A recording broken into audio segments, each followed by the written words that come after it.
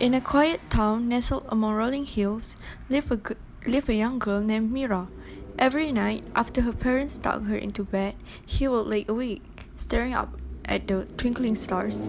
The vastness of the sky sparkled something in her, a sense of wonder that made her dream of far-off places, galaxies, and mysteries yet to be unraveled.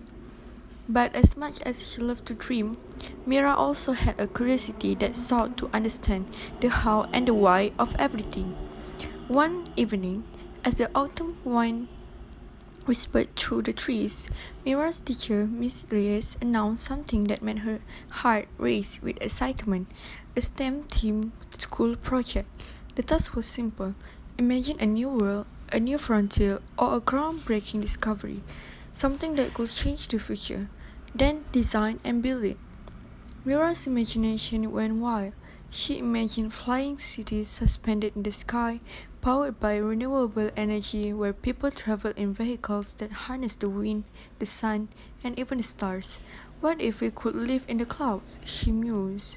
But to bring this idea to life, Mira needed more than just imagination. She needed science, technology, engineering, and mathematics. She set to work immediately, determined to turn her dream into something real. Her first step was to understand the science of flight. She researched how airplanes soared through the air and how birds use aerodynamics to stay aloft. Her curiosity led her to explore the principles of lift, thrust, drag, and gravity. As the days passed, Mira spent hours poring over books and experimenting with small prototypes. Using basic materials, she built a model of glider, adjusting the wings and angles until it flew higher and farther with each trial. Through each failure, she discovered a new lesson, like how the shape of wings affected the glider's ability to soar, or how even the smallest change in balance could make a world of difference. Next, Mira dove into technology. She learned about solar panels and wind turbines, investigating how energy could be harvested from nature itself. What if my floating city could run entirely on clean energy? She wondered. With this new insight, she created a model of her flying city, integrating solar panels on the rooftops of tiny floating houses and turbines turning in the wind. But the most magical part came when Mira explored the world of mathematics. Using geometry, algebra, she calculated the precise angles needed for her flying city to stay airborne, figuring out the optimal energy consumption for her solar-powered designs. The calculations were complex, but the sense of accomplishment that came with each solution felt like unlocking a treasure chest of possibilities. The final piece of the puzzle was the engineering.